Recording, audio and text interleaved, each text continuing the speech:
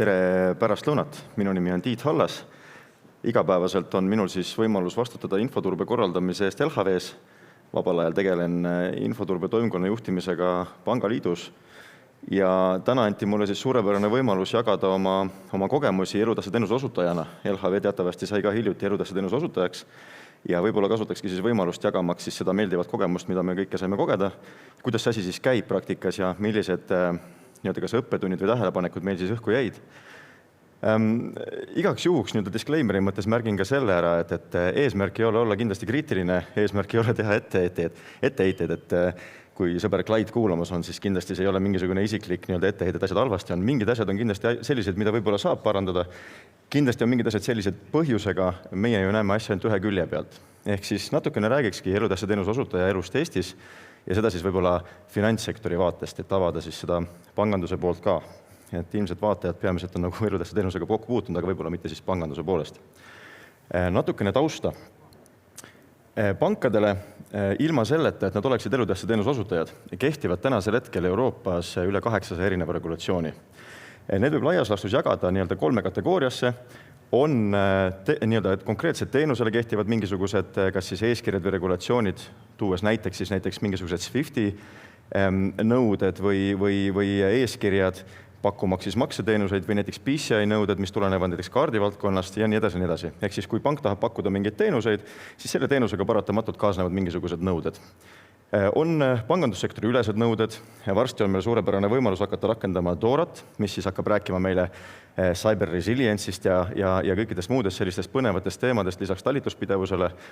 On Euroopa Keskpanga poolt välja antavad regulatsioonid, mis kehtivad üldiselt pangandusele ja seavad eeskirju siis riskijuhtimisele ja pangakorraldusele. Loomulikult Finantsinspektsioon, kes Eestis aitab meil korraldada seda turvalist pangandust, ennekõike siis regulatsioonide ja ka turbevaatest. Rahapesunõuetest on kindlasti kõik kuulnud, neid on rohkem kui üks, neid annab rakendada ja seal on ka mida teha, ehk siis neid pabereid, mida läbi töötada on nagu päris palju. Ja mõistagi siis turuülesed nõuded, mis kehtivad teistele etodele ja teenusepakkujatele ka, alates siis võib-olla ISO-st, kui sind huvitab see küpsussertifikaat või infoturbe juhtimise sertifikaat, eks ju, mida siis mõned kliendid võib-olla nõuavad või eeldavad. On NIS-direktiiv, millest on välja tulemas NIS 2 varsti, mida kõik pikisilmi kindlasti ootavad, sest et kuuldavasti annab see ka RIA-le järelevalvele suurema hoovastikku, millega siis paremini infoturbet juhtida turul. Ja loomulikult GDPR, mis siis aitab meil kaitsta isikuandmeid, mis on siis viinud ka isikuandmete kaitse uuele tasemele, millest siis ka Glenn põgusalt rääkis.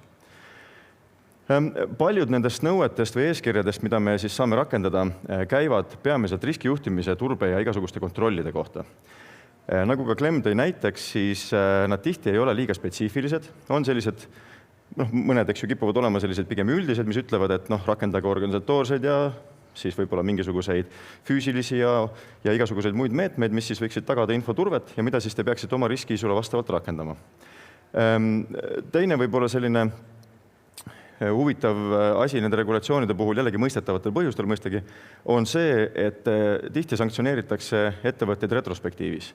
Ehk siis, kui võttagi rahapesu, millesse võib-olla liiga pikalt kinni ei jääks, siis me oleme näinud ju olukordi, kus kohas võib-olla järelevalvaja tuleb aastaid hiljem ja ütleb, et tegelikult oleks võid 10 aasta eest natuke teisiti teha. Siin on teile nüüd siis trahv, et te tulevikus õpiksite sellest.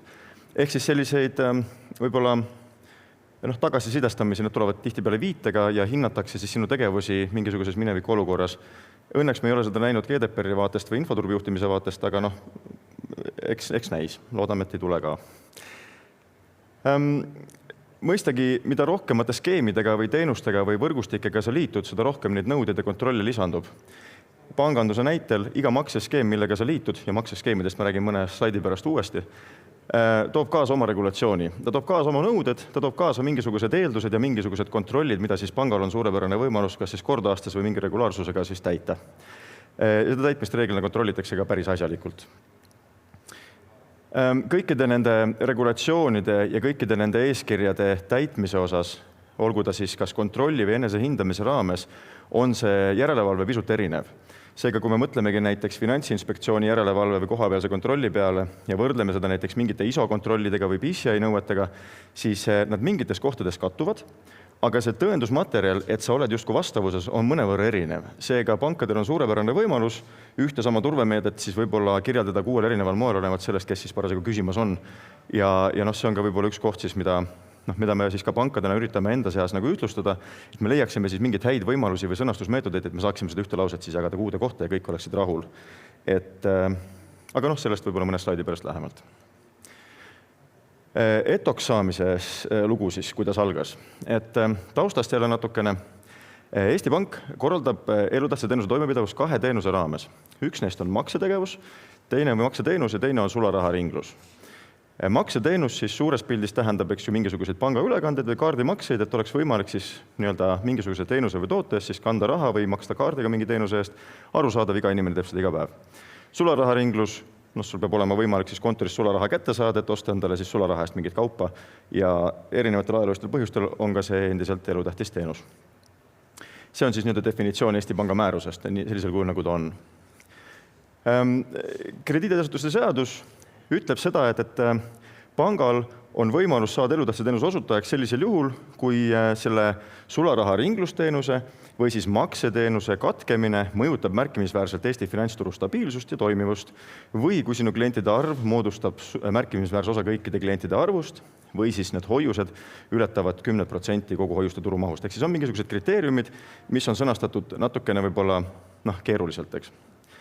Kui nüüd edasi süveneda ja mõelda, et millal siis ikkagi pank võiks saada elutähtsa teenuse osutajaks, siis on Eesti Pank andnud välja ka juhendi, kus kohas kirjeldatakse kriteeriumid võib-olla näha vähe detailsemalt ja öeldaksegi, et kui makseteenuste lävi ületab 3,5% või hoiuste turuosa ületab 10%, ja nii edasi, et siis on nüüd siis see piir, kus kohas sa peaksid olema selline teenuse osutaja, kes vastab siis ka elutähtsa teenuse osutaja nõuetele. Ja siis ühel päeval me saime kirja ja ühel päeval kirjutas meile Eesti Pank ja kirjutas siis nii, et LHV on olnud tubli, LHV-l on olnud väga hea maine ja LHV on saanud endale juurde kliente, LHV-l hakkavad täis saama limiidid ning teil on varsti suurepärane võimalus liituda meie skeemiga ja hakata elutähtsa teenuse osutajaks, mis tõttu rakenduvad teile mingid nõuded, palun tulge meile külla ja räägime asjad läbi. Lävendid on kätte jõudmas, aeg on siis hakata ETO staatuse peale mõtlema. Kuidas me ETOks saime? Lõppkokkuvõttes tegelikult siis muudeti ühte Eesti Panga määrust, kus kohas siis oli kirjas, et selles Eesti Panga määruses esimeses paragrahvis, kus kohas on kirjas mingisugused pangad, kes siis on elutähtsa teenuse osutajad, paneme sinna siis LHV ka juurde. Aga nüüd, mis toimus siis seal vahepeal ja milline oli see arutelu või mis need küsimuse kohad olid, mida me siis saime Eesti Pangaga arutleda ja millele lahenduse leida, sellest siis nüüd paari sõnaga ka. Esimene selline küsimus, kuna Eesti finantsturul ei ole neid elutähtsa teenuse osutajaid nagu liiga tihti juurde tulnud, siis oligi kohe küsimus, et mis nüüd siis tegelikult saab, et kui me LHV nüüd Eestis elutähtsa teenuse osutajaks pakume, elutähtsa teenuse osutajate hulka lisame, siis keda me nagu peaksime teavitama või millisel moel see teavitus võiks käia ja kuidas me siis kontrollime seda, et kas nad endale nõuetele vastavad või millisel hetkel need nõuded nagu kehtima hakkavad.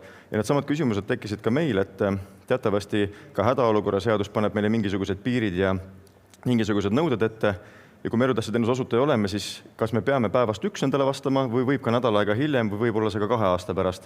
Ehk siis oli selline läbirääkimise koht, mida me täna tegelikult seadustes kuskil kirjas olevana nagu ei näe, et see oli meil hea võimalus Eesti Pangaga need kõik kokku leppida. Siis teine teema, mis meil võib-olla küsimusi tekitas, oli see, et mis on see teenus, mille osas me siis nüüd elutähtsa teenuse osutaja oleme. Ma mainisin sularaharinglust, ma mainisin maksete toimepidevust ja mainisin kaardimakseid. Miks me selle kirja saime Eesti Pangast oli see, et Eesti Pank teeb väga head koostööd meie heade koostööpartneritega, kellega me vahendame makseid, kes võib-olla müüvad siin mõnel pool krüptovaluutat või kes teevad makseid välismaale. Seetõttu meie maksete osakaal Eestis on päris suur. Me liigutame suuri summasid ja see oli see võluvits, mis aitas meil siis elutähtsa teenuse osutajaks saada. Fun fact on see, et kui sa ühe teenusega saad elutähtsa teenuse osutajaks, siis on sul võimalus olla elutähtsa teenuse osutaja kõikide teenustega, mida seadus katab. Mis tähendab seda, et hoolimata oma tagasihoidlikust sularahaautomaatide võrgustikust ja 2 kontorist, mis meil tol hetkel Eestis olid, saime me ka sularaharingluse tagamisel elutähtsa teenuse osutajaks ja rakendusid ka kõik muud nõuded nendele teenustele.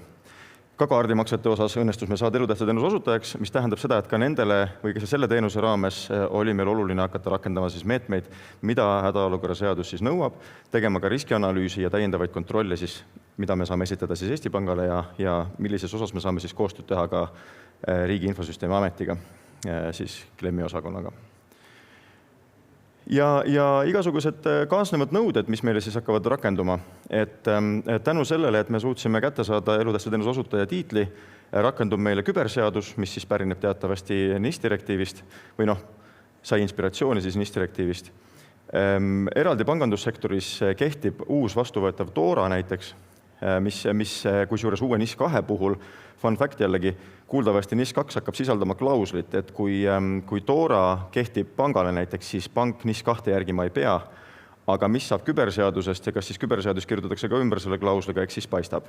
Igal juhul praegu tundub, et meil lihtsalt tekib juurde seaduseid, mida meil on siis võimalus täita ja järelevalvajaid, kellel on võimalik siis riskianalüüse tihemini esitada. Ja eraldi teema arutelu koht on siis HOS või hädaolukorra seadus ja valmiv või ettevalmistatav valmisoleku seadus, mis siis hakkab katma muuhulgas ka hädaolukorra seadust ja kõnetama elutähtsa teenuse osutajaid. Seal on paragrahv 41 lõige 2, kui ma ei eksi, mis räägib siis sellest, et infosüsteemid peaks olema kodumaal. Et kõik see eelnev teenuste jutt, mida ma rääkisin, peab siis vastama justkui ka sellele teenusele. Et eks siis paistab, kuidas me sellega edasi läheme ja kas see meede on endiselt adekvaatne või asjakohane või mitte. Et kaalume läbi riskid, mida me sellega maandame ja äkki meil õnnestub siis oma teenuste osas ka seda nõuet täitma hakata. Disclaimeri mõttes praegu juba täidame, aga võib-olla, kui me seda täitma ei peaks, siis me saaksime võib-olla teha mingid teenused oluliselt mugavamaks ja äkki ka stabiilsemaks näiteks kaardimaksete osas. Sõltuvusi on vähem. Aga see selleks. Kui me räägime nüüd teenustest detailsemalt natukene, et mis asi siis on näiteks see makseteenus, et kui me küsime inimeselt tänavalt, et mida sa mõtled makseteenuse all või milline võiks see makseteenus olla, et mille pärast see pank siis nii riidleb, siis tegelikult on ju makse on lihtne. Sa lähed sinna, logid sinna internetipanka sisse või lähed sinna mobiilipanka, paned selle saaja nime ja selle IBAN ja siis selle summa ja vajutad maksa ja siis makse ja ongi ju olemas. Et see on see teenus, mida nagu klient justkui tahab saada, see on elutähtis, kui teil on suured mahud taga, seega see makse võiks toimida ka siis, kui on võib-olla vähe erilisem olukord, näiteks mingisuguses, ma ei tea, hädaolukorras või siis, et kui selle makse tegemine ebaõnnestub, siis justkui võiks tekkida hädaolukord, sest inimesel ei ole võimalik makset teostada. Aga nagu ikka, detailides on see kurjam ja kui nüüd mõelda selle peale, et mida siis pank makse all näeb, pank näeb esiteks erinevaid teenuseid ja eks meil ongi arutluse all praegu ka see, et mis on siis see teenus, mida see pank peab siis tagama hädaolukorras või mis on see teenus, mis peab siis püsti olema või mille katkemine toob esile siis selle hädaolukorra. Ja kui me hakkamegi mõtlema, eks ju, et sa pead makse kuidagi vastu võtma, selle jaoks on sul vaja kas interneti või mobiilipanka või kontorivõrgustikku, sul on vaja seda makselt töödelda, ehk siis debiteerida, krediteerida, võib-olla pangast välja saata või teha mingeid otsuseid seal, sul on vaja, eks ju, screenida. Nagu mainitud, siis rahapesu on hästi oluline teema ja paljudel fookusesse, ega peab vaatama, eks ju, et ega siin mingisuguseid sanktsioone ei ole või ega siin juhtumisi mingi pesu ei käi kuskil, mis võiks nagu raha puhtamaks või varjatumaks teha. Ega samamoodi on, eks ju, makse vastuvõtmine teistest pankadest või siis töötlemisse võtmine või siis makse edastamine teistesse pankadesse. On ta siis korrespondentpank või on ta sul mingisugune, mis iganes siis läbi Target 2, eks ju, mingi skeemi. Ehk siis, kui me räägime nüüd siis maksest, et makse peab toimima, siis kas piisab sellest, kui me teeme siit ära näiteks maksete töötlemise või peab töötama kogu ahel ja kogu ahel peab töötama ja ta peab töötama Eestimaa pinnal, siis see seab jällegi nagu väga kontsentreeritult nagu need teenused kõik just ühte kohta ja saab nagu skaleerimusele nagu tohutu väljakutse olema, eks ju, et me peame seda tegema siis just kui, ma ei tea, Eesti andmekeskustes on ju, võib-olla annaks siin jällegi mingisuguse osa pilveteenustesse viimine mingisuguse paindlikkuse juurde, aga see on jälle natuke läheb detaili. Aga see ei ole veel kõik. Maksete puhul on üks trik veel. Nimelt mitte ükski makse ei tööta Eestis.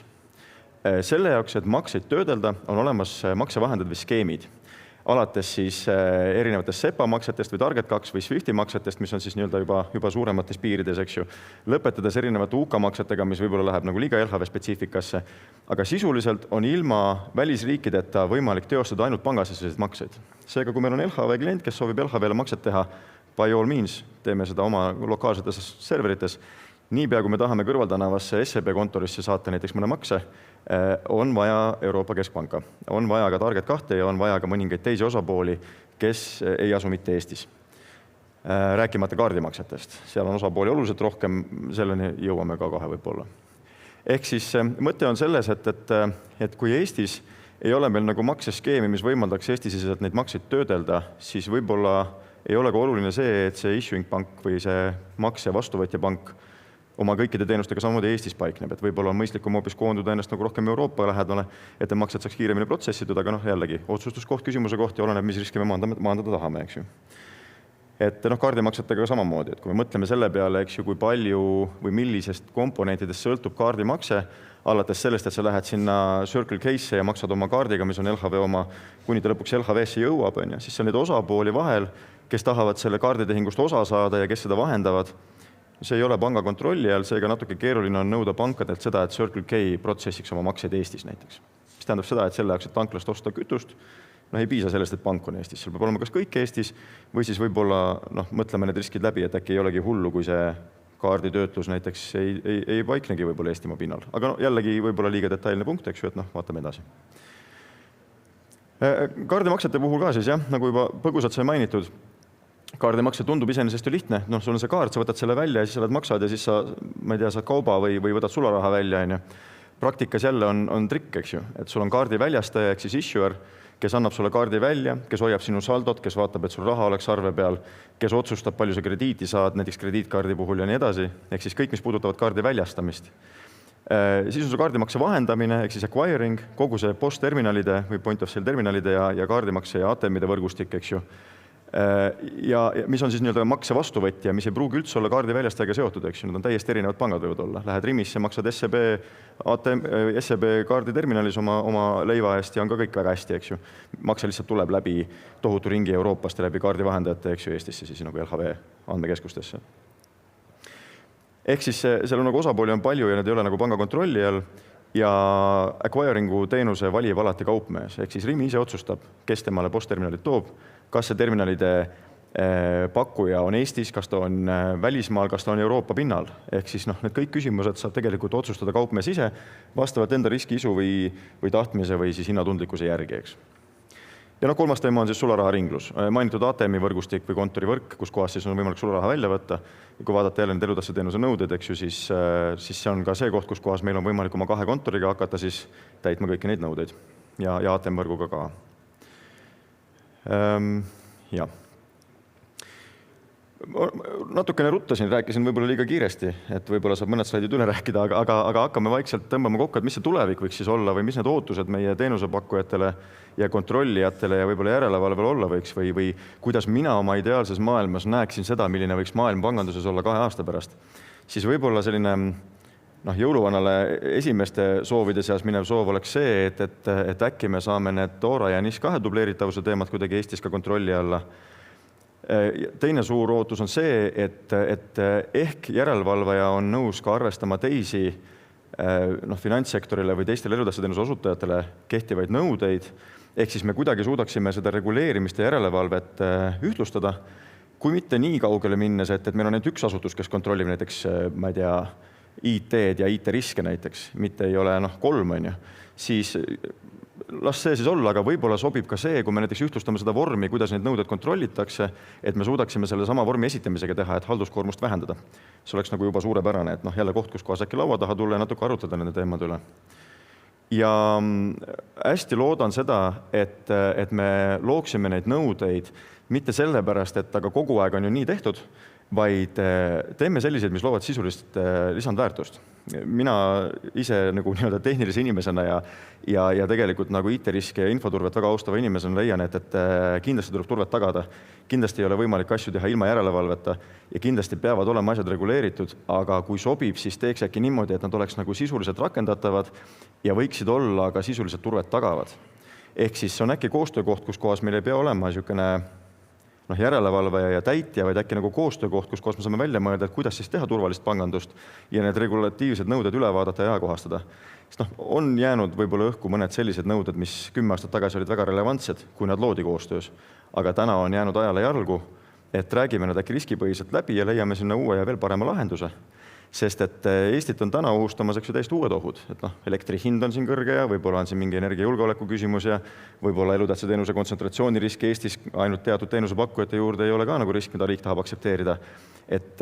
Samas andmesideühenduste kvaliteet on oluliselt paranenud. Et me elame muutuvas maailmas. Küber on pidevalt arenev, uusi ohte toov ja teisi ohte lahendav, mis tähendab seda, et seda riskianalüüsi võiksime teha ka õiguslikul tasemel võib-olla tihemini. Ja sellega ma lõpetan oma ülevaate, kuidas meil on läinud ETO maailmas. Et kui on küsimusi või kommentaare, siis ma väga hea meelega vastan. No nii, aitäh sulle, Tiit. Nii, paar küsimust on siia tegelikult ka tulnud. Nii, hakkame siis otsast pihta. Tegelikult seda just siin tegelikult ka puudutasid seda teemat, et mida üks ETO RIA-lt ootaks, mis tuge või abi ta tegelikult vajatakse. Et ma ei tea, kas sul on siia veel midagi lisada või? Jaa, mina ootan küll RIA-lt, ootan heaks partneriks olemist. Ehk siis võib-olla see on nagu mu isiklik kiiks, aga vähemalt Pangaliidus nii palju, kui me oleme arutanud neid teemasid.